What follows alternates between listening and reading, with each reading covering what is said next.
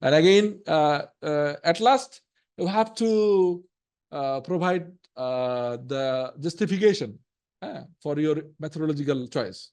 So, sorry, why it is going there again and again.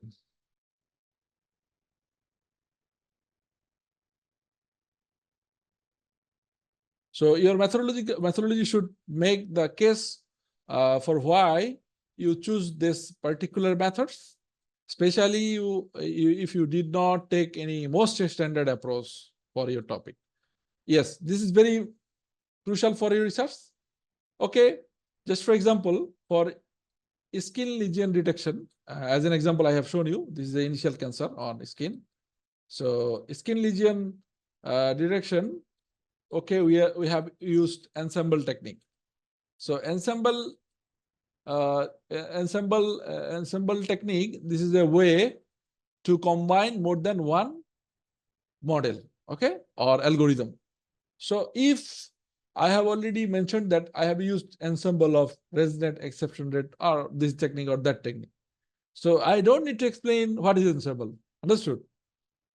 So this is already established technique. But if I use an unestablished or non-standard technique, then I have to explain or tell in details how I have performed, okay, my experiment.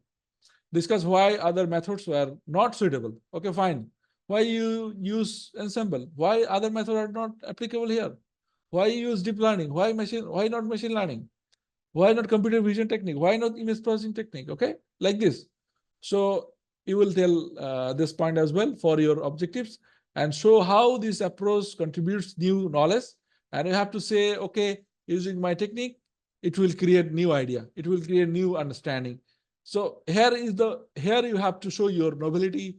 You have to show your genuinity. You have to show your idea, how you are going to contribute in the knowledge base or in this field.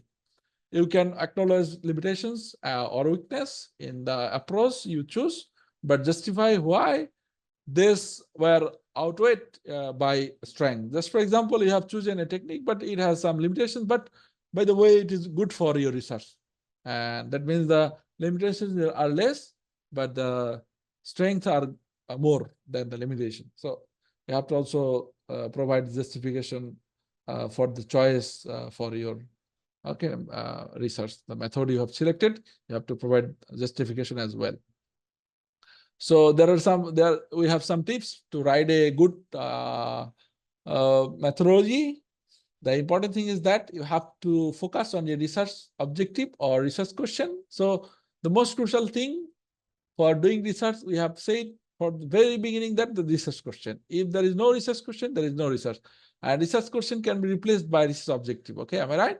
So, and we can have both, but we can replace one with another. Okay, and also you have to, if you are going to use any standard method, the best way to cite them, which technique you are going to use, from which paper or which article or which resources, you should cite them.